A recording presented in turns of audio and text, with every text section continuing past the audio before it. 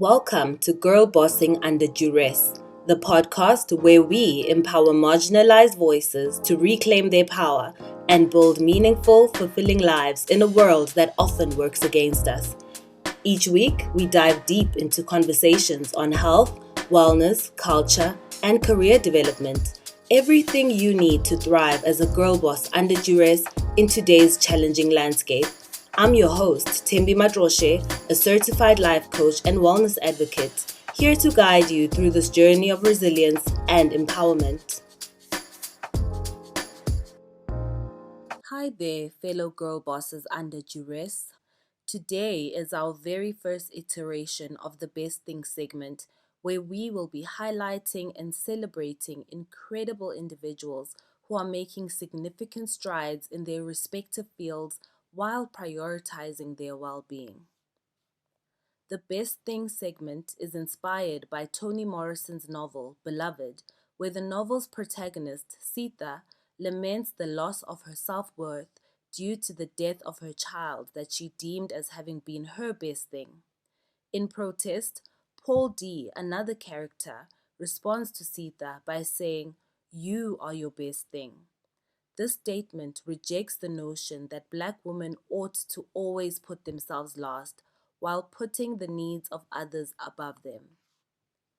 The Best Thing segment draws from this pivotal reframing moment, looking at the experiences of marginalized people, particularly those who are Black, women, LGBTQIA+, and living with disabilities. In a world that is constantly telling us that we are inadequate, these are the ones among us who have found it within themselves to constantly show up as their authentic selves. These are the people who can do the hard things while still reserving the softness within themselves. In a world that is preoccupied with pointing out our faults to a debilitating state, these are the people with the ability to keep things in motion. The change makers, who, while grappling with the intersectional woes that come with navigating modern-day capitalism, find room to prioritize their own well-being.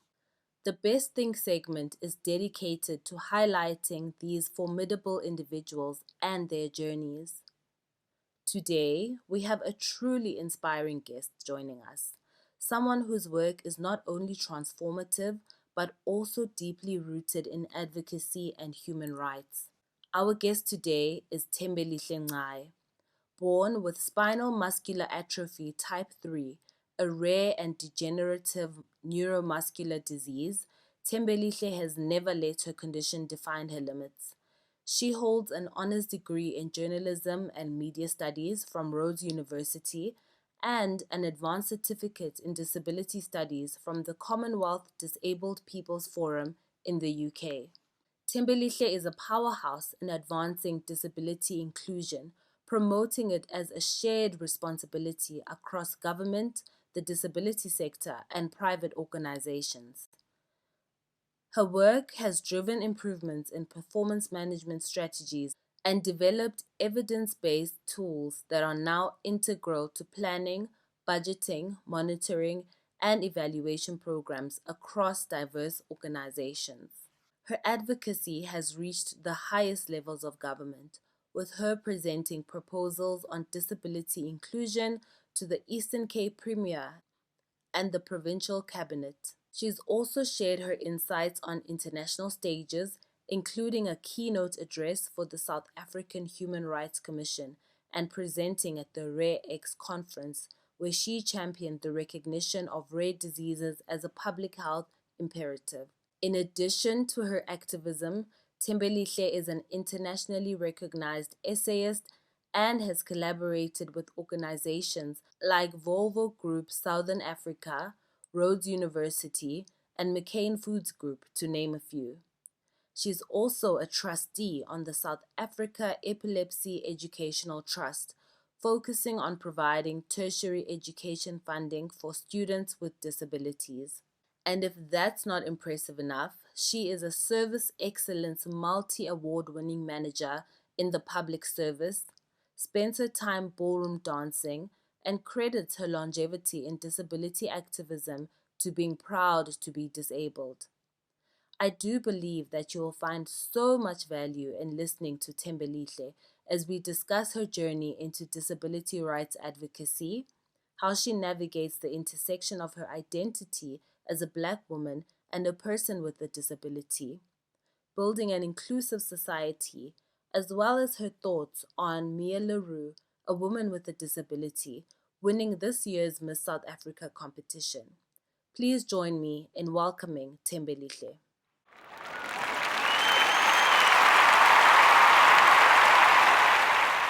Can you tell us a bit about your journey into disability rights advocacy and what sparked your passion for this cause?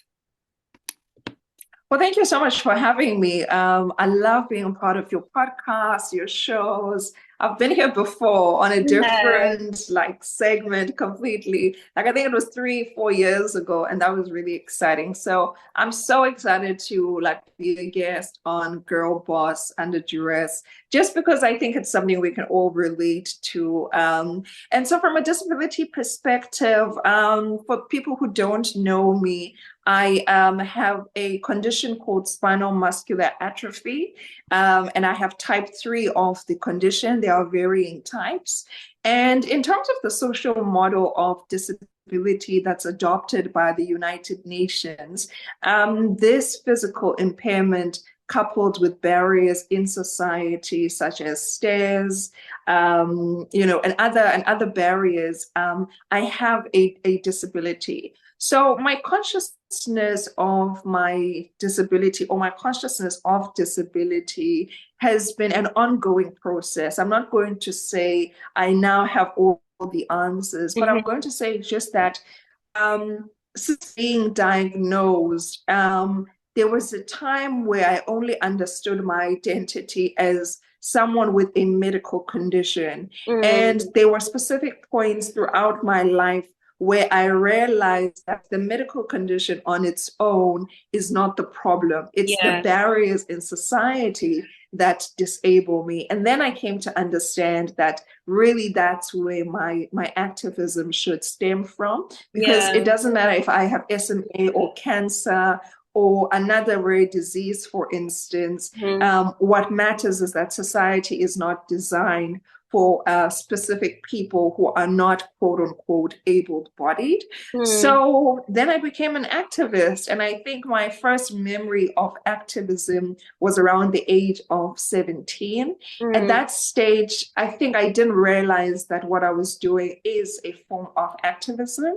And I think as my consciousness of disability grew, I was more deliberate in how I spoke, what I said when I spoke, more conscious of my influence, because everyone has influence. And so I was responsible with my influence to say, as a person, for instance, who went to a formal school and graduated from university, what privilege does that give me in society? It means people listen to what I say. It means I have access to certain spaces. And so I made a conscious decision that I would use my experiences in order to really shift the conversation about disability. And that's what really, disability bit me. And yeah, from there, I just tried to meet it wherever it was meeting me. Absolutely. And could you just expand on also your mental health advocacy? Yeah, I do that, and to me it's not really a side project, but I think when you have these intersectional identities, you're a Black woman, you have a disability, you are of a particular age, you have a particular background, socioeconomic background, that is the way I became a mental health advocate was also by chance. In my final year of university, when I was at Rhodes studying journalism, I basically fell into a depression. And I had the option to, and I'm not saying mental illness, you choose to become a victim of it, but I was at a crossroads. I could either embrace this diagnosis, which was at the time, major depressive disorder / bipolar disorder, or I could say I don't resonate with that. But there were things that were happening in my life which I felt like could be explained by the way doctors were describing what a mental health condition is. And so my activism on mental health issues has been connected to having a disability, but it has also been connected to the reality that all of us are affected by mental illness at any point in our lives. You either know someone who has one, you yourself experienced it, either through the loss of a loved one, through just structural changes that happen in life to all of us. And you had an opportunity when, a bereavement came or something like that came, or a divorce came, or you were moving cities, to say, I'm choosing to rise above this situation. But there were moments where it didn't matter what you did, your brain was working against you. And that's how I understand mental illness. So I advocate for mental illness and awareness from the point to say, it is a part of who I am. And I am not ashamed to say I have a mental health illness and that I am actively seeking treatment for it. And part of my treatment is not just consulting a psychiatrist or being on antidepressants, but it is choosing every day to say, despite how burdensome mental illness can be, I'm choosing to be a girl boss. I'm choosing to, I'm choosing to be this person I envisioned, whoever's on my vision board right now. I want to get to her. And in order to get to her, I have to accept that this is just another facet of who I am. Absolutely. I love that tone of resilience and not to laud rising above things, because we always are almost forced to rise above things. But I think there's something about optimism and resilience that really helps us and it assists us to move forward. And speaking about structural changes or environment, and the intersection between mental health and disability, or rather physical disability, what would you say are the most significant challenges that you faced in your own journey, and how would you say you have overcome them or strive to overcome them daily? I think the biggest hurdle with, I'm going to first separate them, then I'm going to connect them a little bit later. I was on a radio show this past week, and they were asking me about my experiences as a woman with a disability. And I took it back to the very basic understanding of what do we mean when we say intersectional, right? I am not just right now a woman. I am not just right now Black. I am not right now someone with a mental illness. I am all of those things at the same time. And I feel like one of the biggest hurdles is that people have a singular or linear idea of, number one, disability. Number two, they also have a linear understanding of mental illness. Now, their brain glitches when those two things happen concurrently, right? And I've seen it myself where people are saying, but you're so successful. How can someone like you be unable to advocate for themselves when an Uber driver says, I don't pick up people in wheelchairs? It's that cross between, they are not just seeing someone in a wheelchair, but they are also seeing someone who's Black. They are seeing a woman. And so all those politics of identity come together, and the product is this person that we are, but also who people perceive us to be. So I feel like the relationship between mental illness and the correlations and the similarities is that people see it as one singular identity. You cannot be disabled and Black. That's what people feel. You cannot be disabled and a woman. You cannot be disabled and gay. You cannot be disabled and poor. They want you to separate neatly into these columns. And you are there as a living embodiment to say, I have a mental illness. I'm a woman.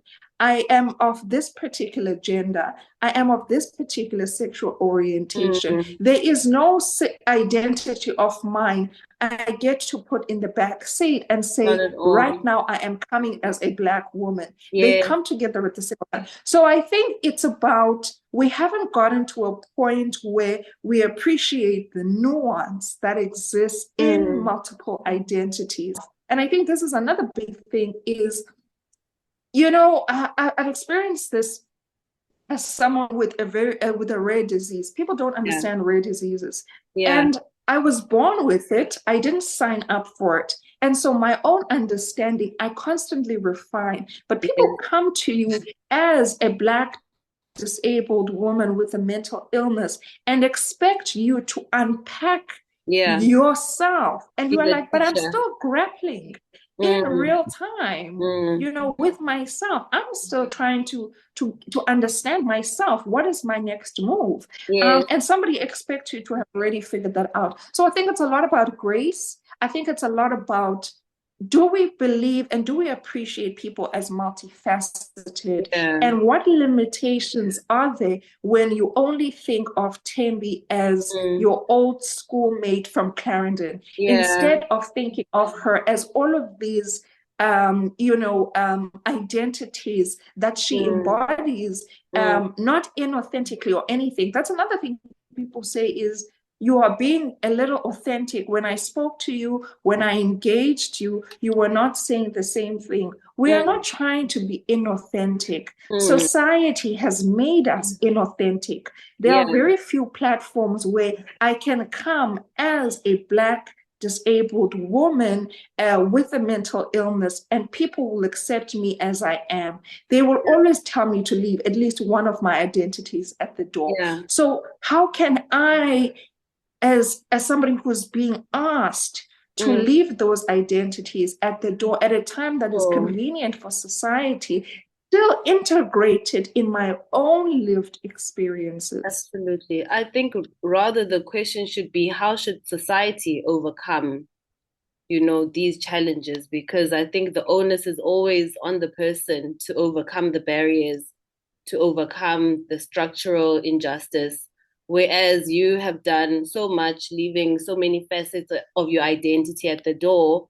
Rather, society, how should we accommodate all of these barriers? How should we better create safe spaces for people to be themselves without masking who they are? I Um, love what you're saying, and I do want you to move on.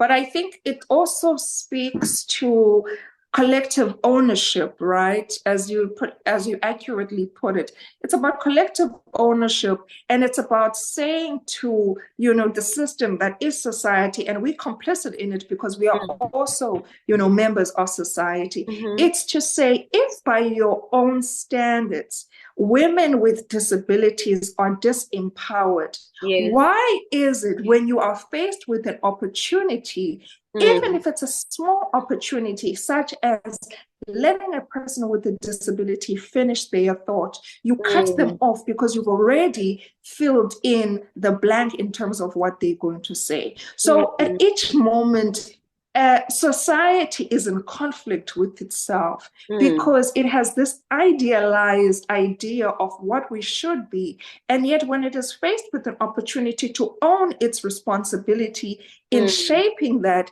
it says, no, Tim, you are too disabled to Mm. be part of this platform. You are too Mm. woman. You are too Mm. feisty. You are too Mm. Black to be here. You are Mm. too gay Mm. to be in this conversation. So Mm. as people, where do we then belong if society rejects us, even though we come in earnest? Yes. And who is society? Yes. What are societal responsibilities? What are my responsibilities as Yes. someone who has never hurt a person with a disability on an individual level, Mm. but benefit from the violence that persons with disabilities face, Sure. despite me not having ever done anything at an individual or personal level? And being unquestioning, just accepting things as they are. Okay, more exciting. You went on a weight loss journey, which I followed very Yes. eagerly. And I'm so invested and intrigued by how you've pulled it off and how you continuously balance your wellness in all aspects while having this thriving career. So tell us about it. How Yeah. do you manage to, maintain a balance between your professional responsibilities and your personal well-being? You come into a situation and you are saying, oh, I'm on this weight loss journey. And how the person responds, you then get to understand that maybe it's somebody who is actually fat phobic. Yeah. Maybe it's someone who is ableist, because the way they're speaking indicates that they have a particular view, not to say it's right or wrong, but they have a particular view on the subject matter. So weight loss is a huge topic for people with disabilities. It doesn't matter who they are and Mm, how, in terms of the standards of beauty they are close to. mm, So I will say off the as a starting point, that persons with disabilities do not inherently fit beauty standards. So that's the thing that they are trying to undo. It mm, doesn't matter how lean they are. It doesn't matter how light in complexion. It doesn't matter how sharp their nose is. It doesn't matter how non-wavy their hair is. Inherently, they have been excluded historically from claiming beauty, right? mm, And so my first point of departure, somebody might say, but dude, we're talking about a weight loss journey. So for myself, I had to first say that society doesn't think you're beautiful anyway. So whether you mm, lose the weight or you gain it, it's not like they were actually rooting for you to be a particular size. yeah, Why do I say that? I used to be a particular size. I yeah. used to weigh 30, I think it was 35 kilograms at that stage. That was my normal weight. At Mm, that stage, I took it for granted what it's like to be so petite and to be so tiny. Now I've crossed off to the other side. And mm, I'm on the other side and I'm saying, even then, though, people did not like the way that I looked. yeah. And there is no perfect body that society has identified, except perhaps somebody who's of an Aryan race. And we can get into race politics, Mm-hmm, on another platform. mm-hmm, But my point of departure with the weight loss was that you are doing this for yourself.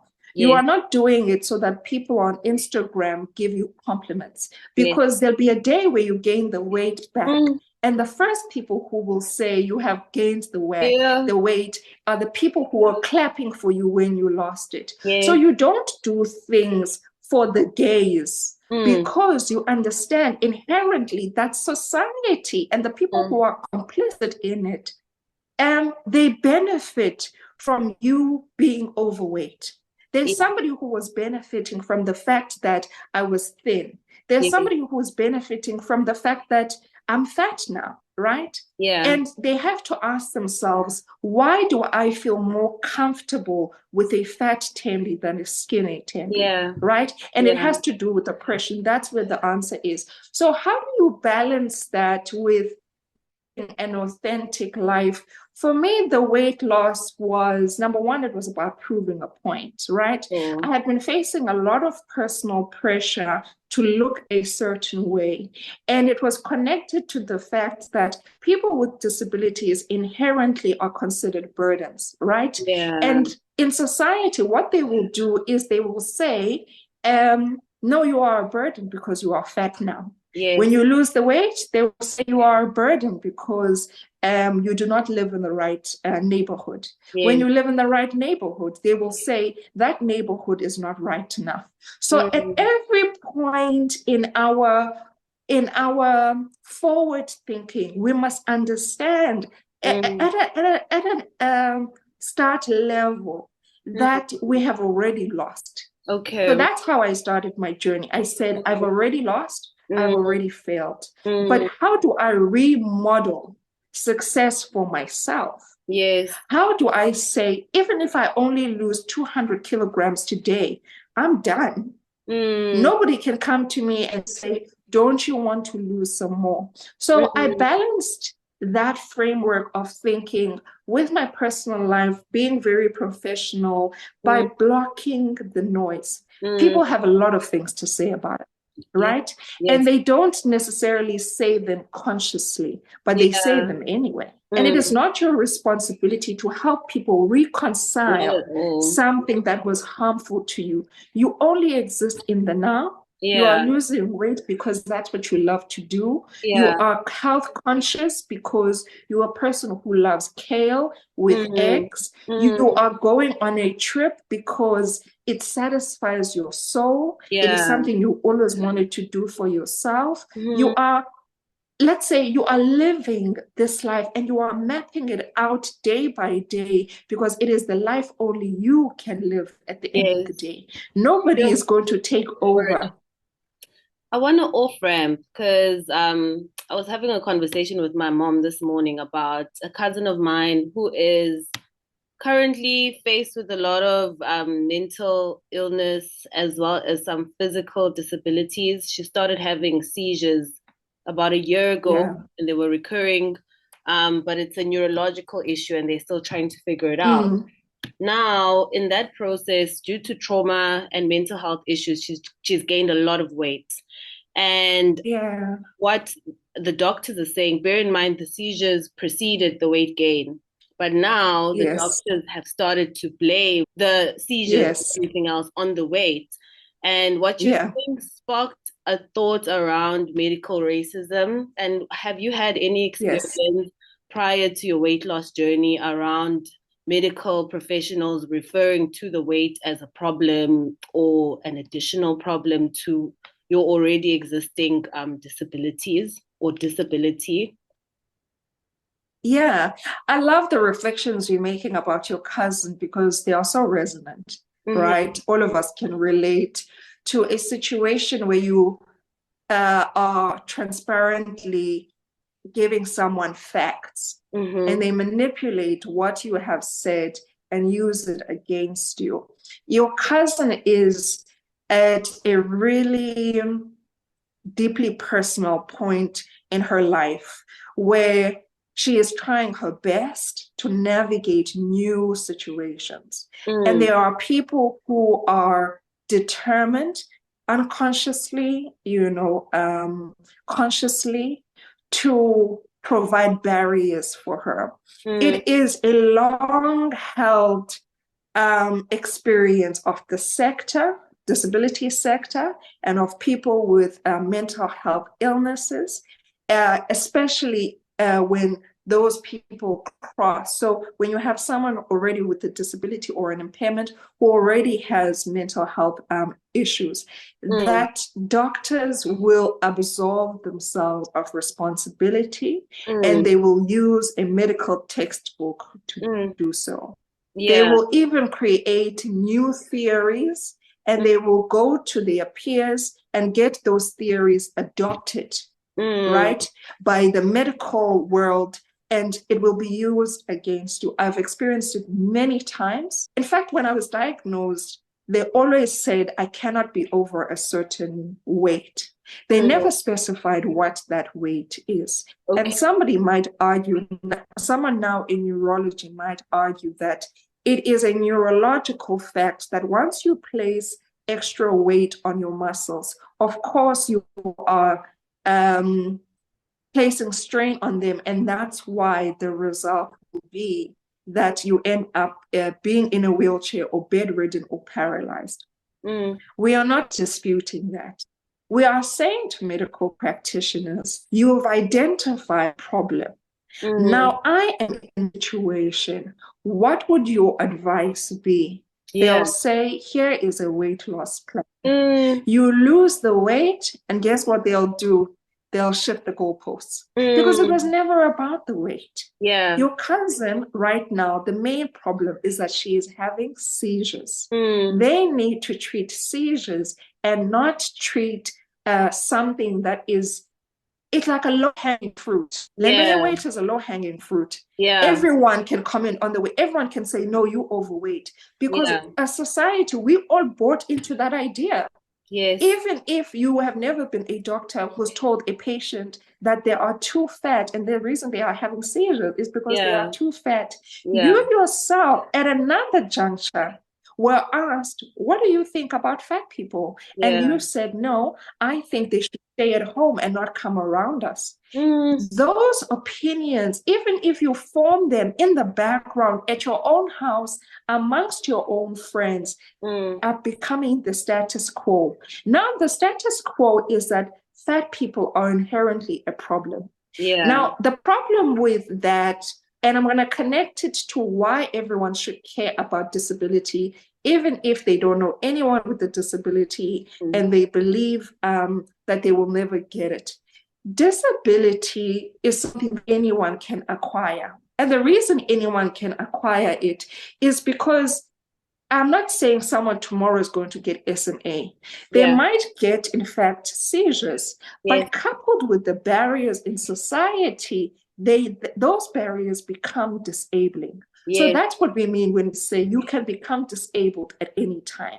You gain enough weight, you become disabled. You miss one day at work, it disables you. You get the flu, it is complicated, it becomes pneumonia, you become disabled. And you become disabled because the framework of disability is not that there is anything wrong with the fact that you got the flu. The barrier is that you are still expected, as sick as you are, to show up to work from 7 in the morning up until 9 in the evening. So we must care when fat people are saying it is burdensome to be overweight in this country. And it is painful to have people make comments about your weight or be fat phobic simply because one day you will miss a meal and for whatever reason your body will betray you and you will gain calories, because it's not about if I put in enough effort I'll never be disabled. If I can just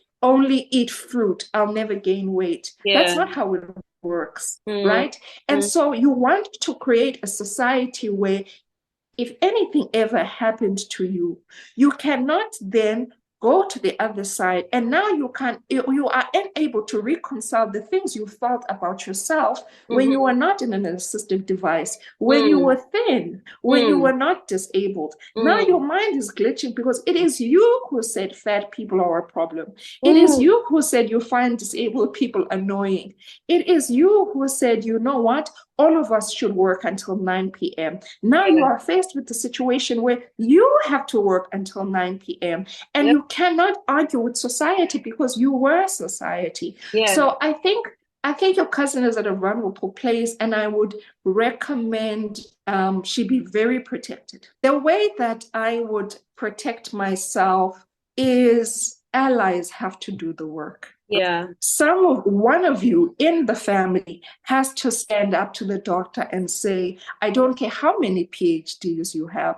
I don't care which medical school you went to. I don't even care if you were like class president at Harvard. I am telling you, these are the facts. And you will accept the fact because even what is written in your textbook today is based on experiences of people like me. Textbooks don't evolve out of thin air. They are shaped by people and their experiences. And I am saying to you, you will forgo my advice. You will forgo what I'm saying to you at the peril of the medical society. The impact won't be felt now because you don't care and you're about maybe to retire. You're already established in your career, so it doesn't matter. There will come a point where what I said to you becomes reality. So I think it's just, again, ownership, right? How can I own this? What is my responsibility in solving the problem, even when you feel like you are the victim in the problem itself? And that's on self-advocacy.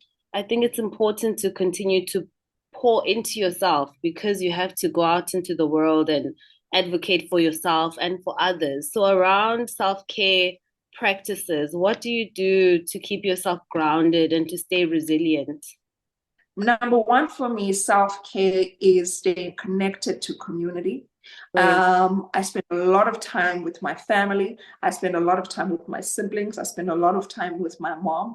I spend a lot of time with people who have a historical understanding of me. That's why I still have the same friends I've had for 20 years now. And it's because the love is there. you know, and it's not the same for everyone. Some people don't have the connection to family. But I think it's just about who are the people who, when you have been shouted at by someone who doesn't feel like you should even be in a particular space, you will call and you'll say, you won't believe what happened to me today. And they'll be like, we're right at dawn type of vibe. So self-care for me is about community. It is also just about prioritization of your time. You know, time is a commodity. And as somebody who really loves money, which everyone is always, you know, all of us are after money, but I feel like there's certain things money can't buy. Very few things, but there's certain things money can't buy. And people jokingly or colloquially will say, you know, money can't buy a peace of mind. And so what does that mean? For me personally, when I say money can't buy a peace of mind, it cannot buy the moments that I'm with myself and I'm catering to myself. Yes, I'm going to be able to go to a trip abroad and, you know, sleep in a five-star hotel, you know, sleep at the best hotel. But when I am there, you know, that time with myself that cannot be purchased, how do I prioritize that time? How do I enrich that time? And the world demands us to be present in so many things. You know, both you and I are juggling like probably 10 projects right now. And we chose to juggle those 10 projects because we are sincere about everything that we do. That's why we commit ourselves to so much, even though we like yo and but on a drama, it's just about sincerity. And so how do you continue to drive the message of sincerity and extend it to yourself to say, you know what, I've actually dedicated 10 hours to other people and in service to other people. Yes, that is rewarding, but it is also rewarding to just sit with your thoughts. It's rewarding to journal. It's rewarding to have a cup of cappuccino in your favorite mug. You know, it's rewarding to have one Saturday where you sleep in and you switch off your phone. And we have to, as people who are in the system of capitalism that wants to bargain for everything, say, they can never buy this from me because it is not for sale. And the person who is not for sale is you. Your services are for sale, but only if you want them to be for sale, you know. So I get a lot of opportunities. I've been asked to do a lot of projects in my life.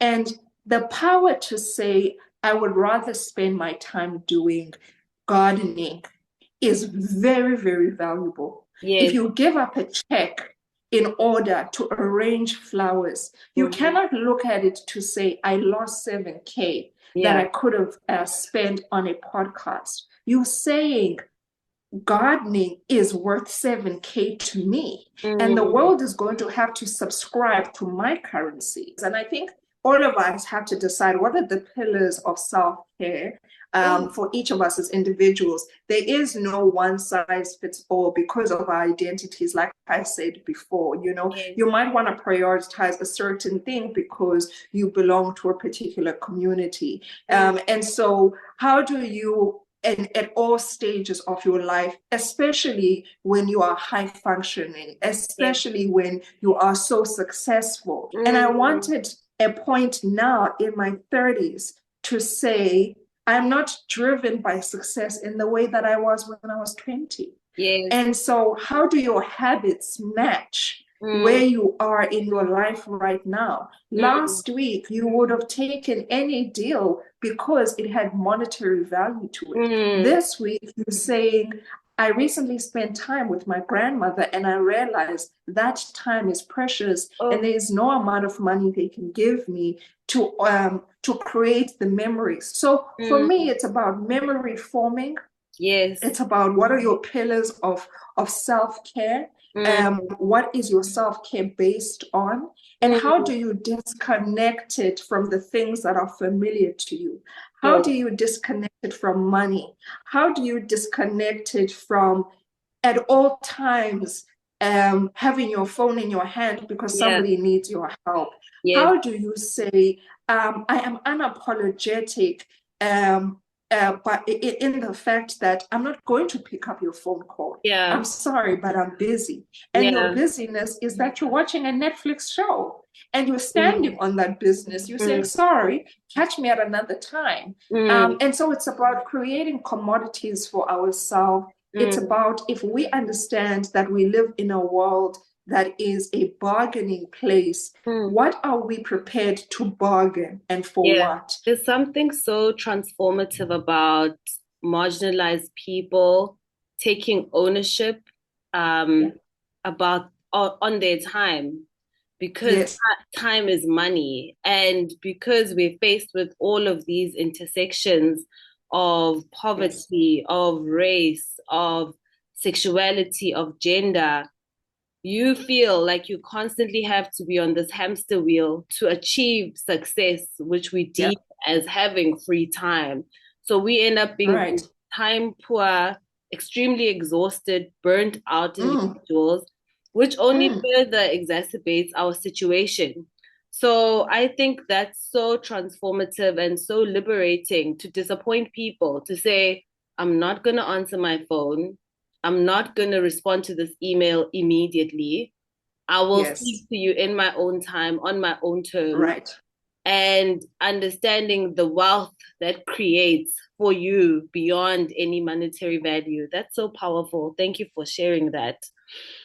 Yeah. And I think just to round off the point is to say we have to accept it is not by our own doing sometimes, but we have to Mm. accept this that we have privilegized time. Yes, We have privilegized the ownership of self. I yes. was sitting in a meeting yesterday, and a CEO said he will not be able to attend a meeting at a particular time because he will be at church. Mm. And it was such a light bulb moment for me because I was like, that's who I want to be. I want to be able Mm. to tell senior leaders in a Mm. meeting, Mm. I'm going to God at a certain time, and you can Mm. catch me outside of those hours. And Yes. that's what we are trying to buy in our everyday. We're trying Mm. to amass influence where we can, without apology, without guilt, without shame, say, actually, at 6 p.m. this evening, I'm Mm. having mocktails. See ya. See ya. But If my you can't find me at the find yes. me at another time. And the way he said it, of Mm. course he's a black man, so he has privileges within society, but Yes. everyone was trying to accommodate him Yes. and going to church, and he Yes. simply said, I'm not going to come. If you want to go ahead with the meeting, I'm Mm. going to church. And it was such a enlightening moment, and I Yeah. was like, how do I get that? How do I Yeah. become him? You know? So, okay, let's press it further, because I don't want to end this point on the note of saying I have to be that successful to create those Yeah. boundaries. Yeah. How do Yeah. we, in the now, because we Yeah. are contending with this right now, we have deadlines, Yeah. we have bosses, we have bills. Yes. How do we contend with that fact of I have a community, I have spirituality, I need rest?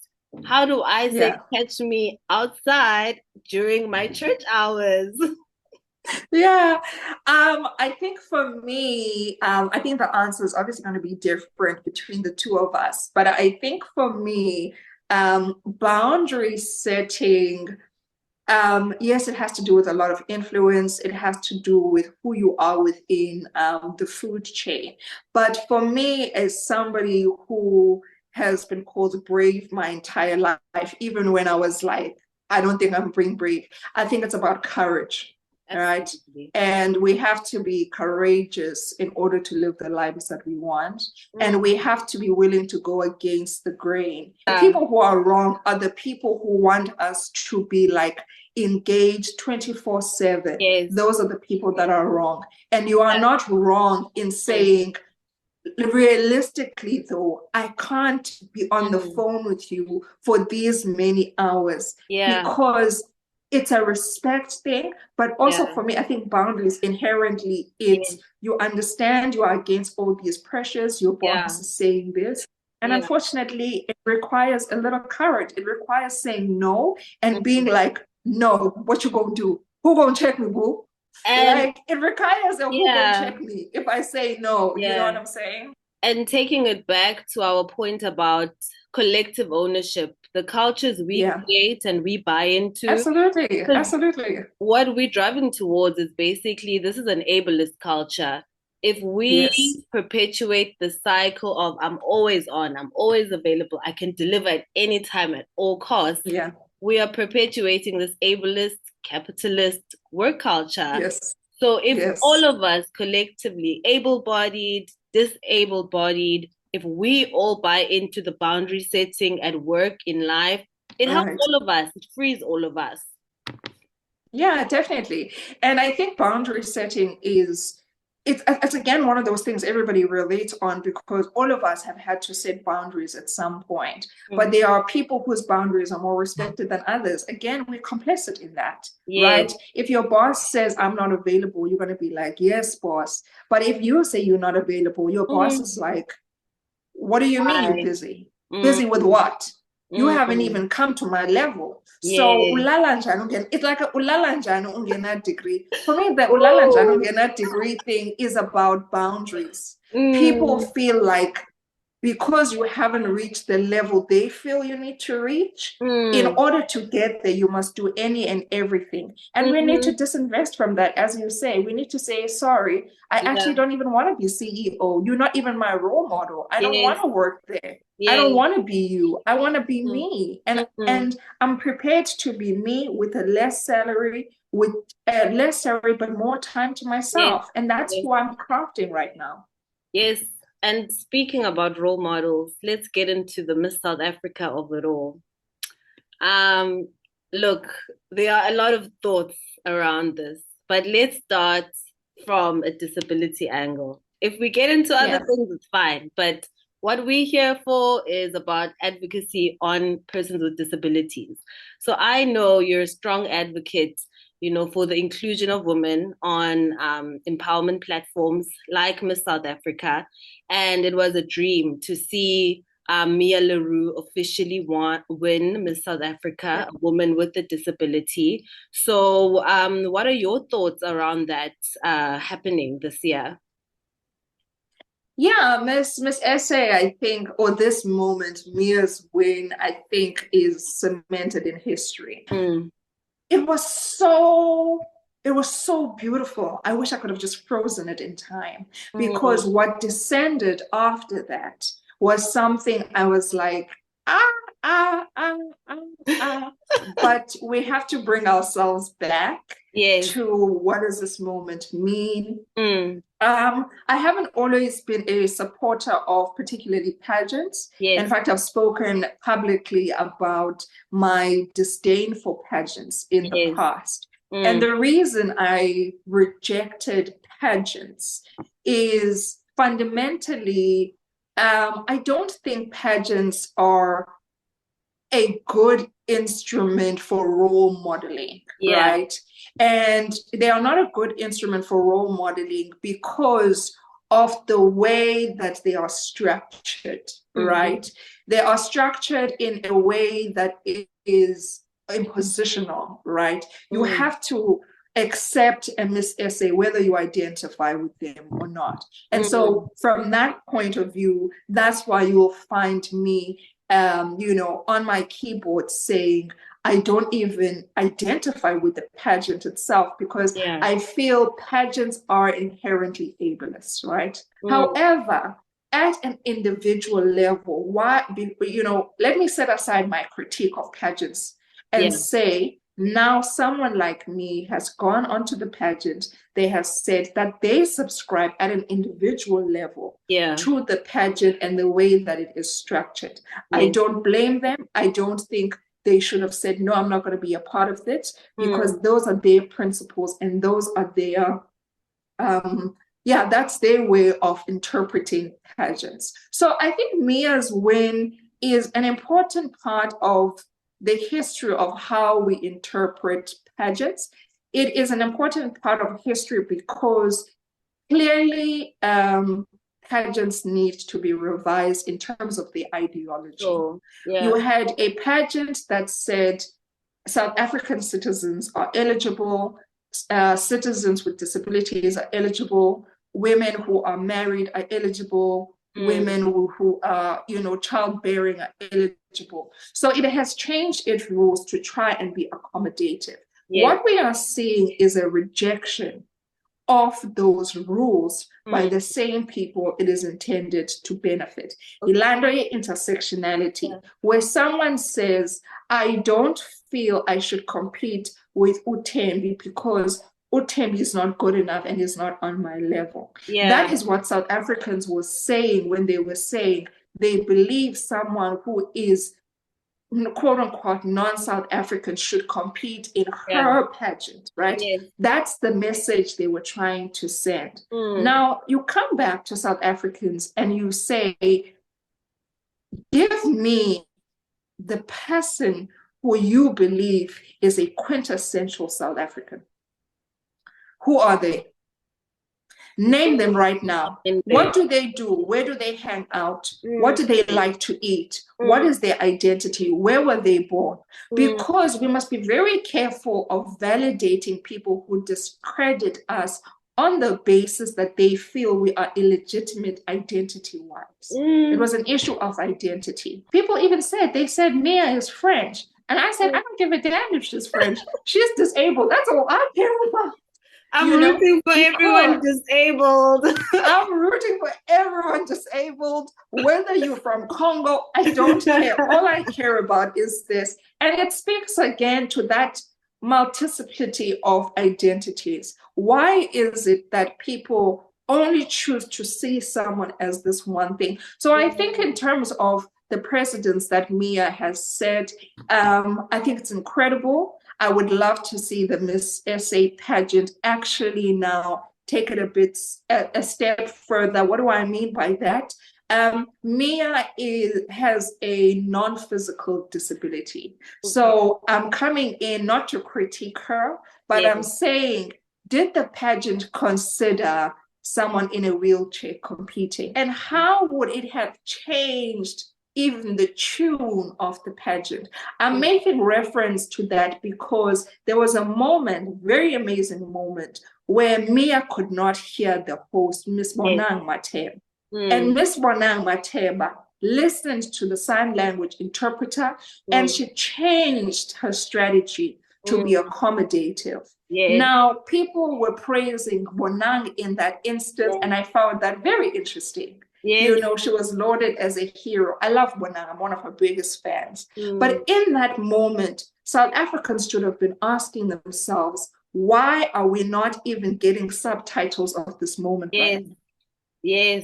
How can Mia's community even tune in? If Mia herself cannot even hear, what is the person with a disability hearing impairment at home listening to right now? Why do we operate on the assumption that as long as Mia is there, our job is done? I would like to have also seen sponsors of the pageant, like Mercedes-Benz and others who sponsor apartments, to say, now that a person with a disability has won, we are connected to the disability community. And Mercedes-Benz is, by the way. But I would have liked them to use their platform and say, we now have a contestant who's won fair and square with a hearing impairment. We know that we have people who own Mercedes-Benzes who are like Mia. What are our plans as Mercedes-Benz to unveil vehicles that will improve hearing or speaking or language for persons with hearing impairments? I feel like the minute Mia won and she had declared her disability, social sector partners like Mercedes-Benz, like the apartment partners that she's going to get an apartment from, should have said, you know what, we'll match you. We'll create an apartment that is wheelchair accessible as a reaffirmation of our commitment to persons with disability. We'll even create a model after Mia, right? They shouldn't have just said, Oh, wow, that's so cool. Yes. So again, ownership. You know, Yeah. what does it mean when we unpack it now? What does it mean for someone with a Mm. disability to win? And what is the impact on their win for Mm. how we perceive pageants as Mm. a role modeling structure, but Mm. also what would have been, how can we intensify the value of her win? And not being reactive, being ready to meet the Uh-huh, moment when it happens, uh-huh, not uh-huh. striving to catch the moment as it's happened, Exactly. which is what Exactly. transformative structural reform should actually look like. Not when Yes. she wins, but in the occasion that she wins, let's have these systems in place. So cool. We've spoken about Mia LaRue's victory, and I think we Mm. spoke a little bit about the future of inclusivity. But what role Yes. do you see yourself playing in this future in terms of inclusivity in such competitions or other programs that could be similar?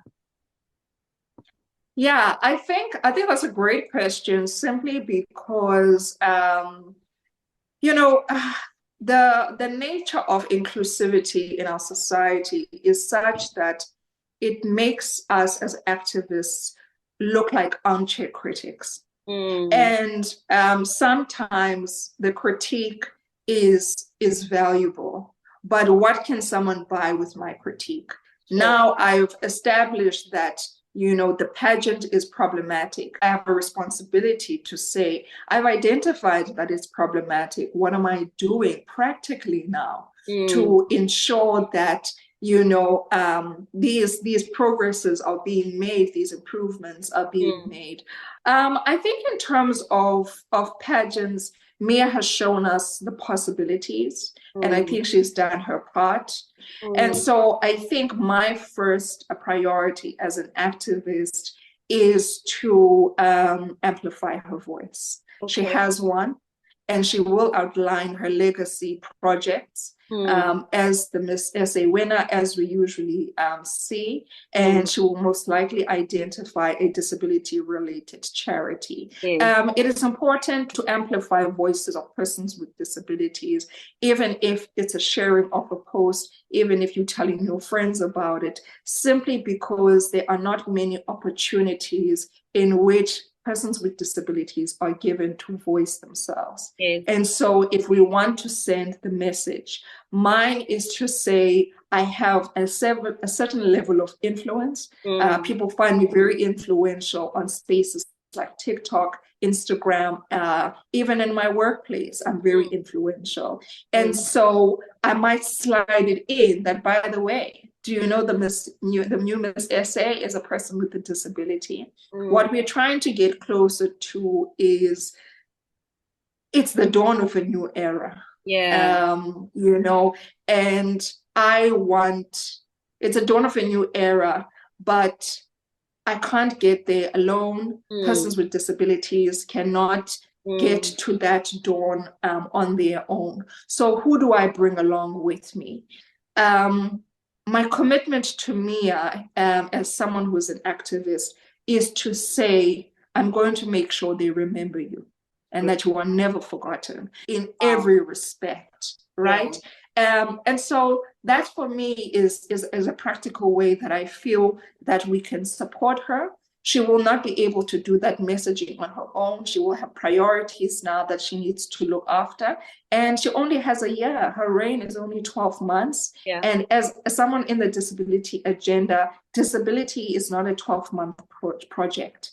And she will not be able to complete the work. So, how do we divide and conquer, not only as persons with disabilities who resonate with her win, but as people who have been long-term supporters of pageants, those of us who buy into pageants? Yeah. Now is your opportunity to say something that I never thought could happen, happened. You know what? How do I reconcile my relationship to pageants? Mm-hmm. And how can I spread the good word, spread the gospel Yeah. that in South Africa, never been done before. And I'm proud to be a South African because we have shown the world that we lead by example. Who or what inspires you to continue your work in advocacy, even when the challenges seem overwhelming? I'm inspired by my family. I'm inspired by my network, particularly my mom, who everything is new to her, but she takes it on as if she has previous experience of disability, of having a child with a disability. I remember as well, there was a time where I had fallen pregnant. Nobody knew. I didn't even know myself. And it was a new experience for her. And she was at a crossroads to either be like, as a parent, why did you get pregnant? It is so inconvenient, right? And in a certain extent, in a way of protection, she did ask. She was like, who is this guy? So, but she also was like, oh, you know what I should think next time, please do use protection. What are you guys going to do? What are your plans? I'm going to be guided by you. She came with me to gynae appointments and listened to my gynae saying, oh, no, this is this and this. She would remind me to take, my pregnancy vitamins. And even when I was terminating, she was there. And you may take that for granted because you feel like moms have to do that, and they do have to do that. But also, if the experience is new to you, what makes you think it is familiar to someone else, right? And so I'm inspired by my friends who are longtime advocates and activists for disability, but don't have a formal title, who I know even when I am not there, even when I'm not going to be there, they will ask an establishment why they have excluded persons with disabilities. I'm grateful even for friends who share my posts and tell people proudly, I have a disabled friend, by the way, not underappreciate friends who claim us and friends who claim us as we are, friends who say, she is disabled and I accept her as that, but she is also a great friend to me. She is also incredibly brilliant on issues that are unrelated to disability. I'm inspired by that. I have a lot of people within the disability agenda who've done phenomenal work, people particularly in rights issues, but even people who, are just parents, disabled parents, you are in a wheelchair, you have kids. That is an act of defiance. That is an act of resistance. That is a radical act. We talk about radical acts all the time in our discourses, but it is radical to be disabled. It is radical to be a woman with a disability. It is even more radical, I imagine, to be a woman with a disability from a socioeconomic background that is poor, as we know is the case for many persons with disability. We interact with these statistics all the time. Those are real people, and those people should inspire us should inspire us to just live authentically, to live with purpose, to live sincerely, and to make it better for the next person. Definitely. And speaking about making things better, what are your current or upcoming projects or programs that are in line with your disability rights advocacy? Yeah, so right now is Spinal Muscular Atrophy Awareness Month. So I've been running ad hoc, awareness on social media, on all platforms, and I usually run a Q&A. And I think people don't know how to interpret my Q&A. They don't know how personal to get. Maybe they should be a little bit professional. But I'm somebody who's very transparent about my life because I think my guiding principle in general in life is that you can never weaponize my disability against me. It's a different program that I'm running or that I'm involved in, and I located for myself within something that says I reached the ceiling for myself a very long time ago. Now I'm just like, doing things for fun. I am actually in a formal production. It's an adaptation, in fact, of a play by Enid Blyton. It is being put on by Shireen Harris, who is a who owns a dance studio. And so they're putting on a production called The Magical Faraway Tale. And in that production, there's a component where there are wheelchair dancers, and we are doing ballroom dancing. Yeah. And somebody might say, why would you be interested in ballroom? You know, I think when you have a disability, people want you to aim for perfectionism all the time. They Yeah. want you to be so your success must be able to be articulated according to this framework. I'm now playing in a space in my life where I'm like, according to all the boxes you asked me to tick, I've ticked all of them.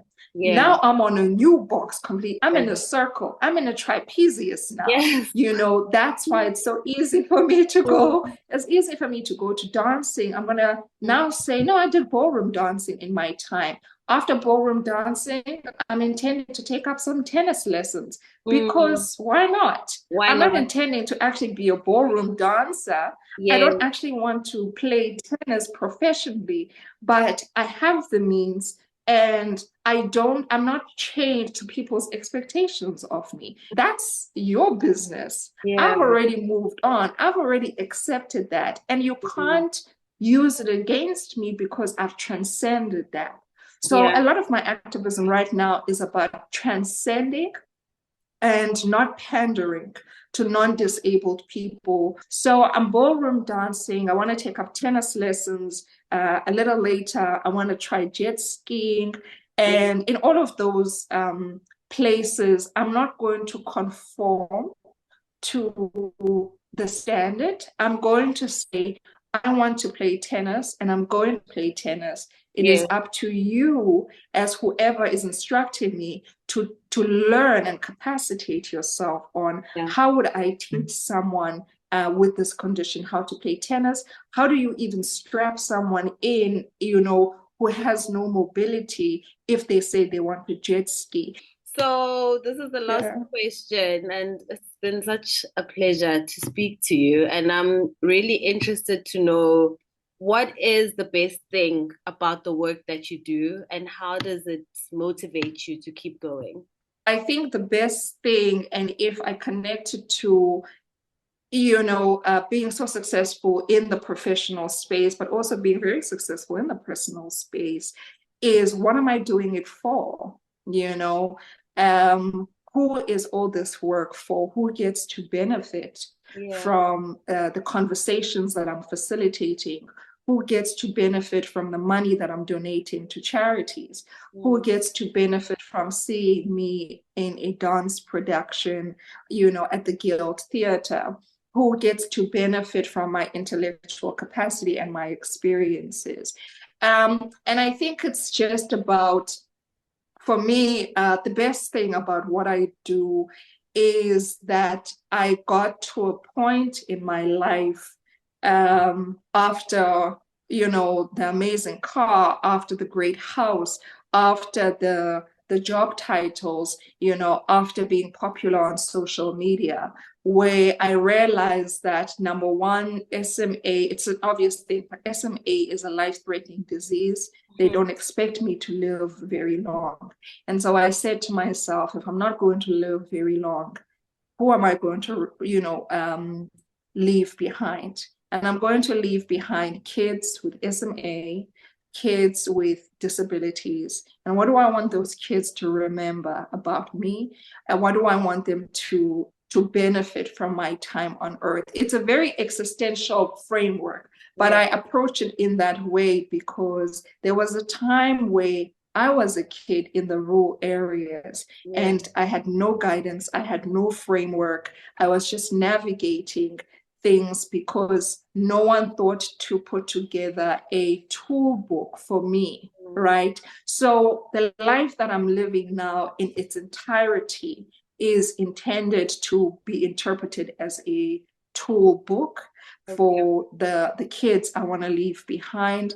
Like I said, I've lost a lot of people to SMA. So my deadline is as clear as day. I know exactly when they're going to say your time is up.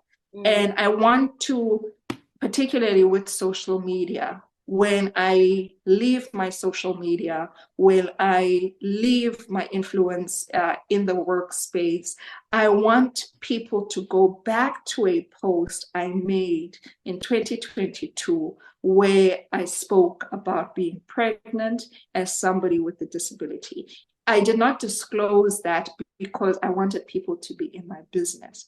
I knew there was going to come a time where someone like me would have wished that they had at least an interpretation. I myself, in the life that I've lived many times, I've thought to myself, I wish somebody would tell me what to do right now. And there was no one to tell me what to do because the experience is new. So what I'm trying to say is that I know with everything that I do, I'm making history. How influential that history will be is dependent to the people who remain behind. My responsibility is to say, I tried, I did ballroom, I did tennis, I was a deputy director, I owned a Benz at the age of 24, I bought a house at the age of this, I did that, I dated, I loved, I had great friendships, I had this. This is how I navigated that life.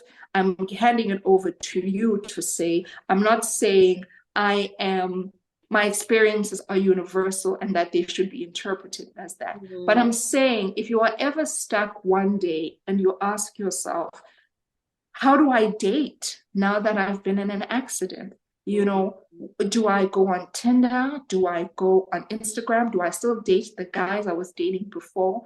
I wrote it all.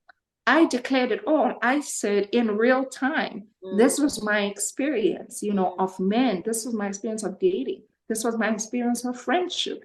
This is my experience of familial relationships. It wasn't perfect. I tried to make it perfect, and it is up to you to refine that for yourself.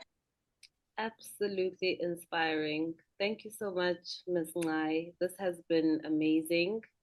I wish you well for the future. Of course, I'll always be in your DMs, liking your posts and everything that you do. But I truly appreciate this conversation. Thank you so much. Thank you. And it has been so fun being on, the podcast. And I'm just looking forward to more conversations. You inspire me in terms of when we talk about intentional living and purposeful living, you're one of the people I look to. We have very different journeys. But whenever I think about somebody who's always been authentic to themselves, you're the person I think of, and I look to you sometimes and I'm like, what is she up to right now? Oh, she just started a project.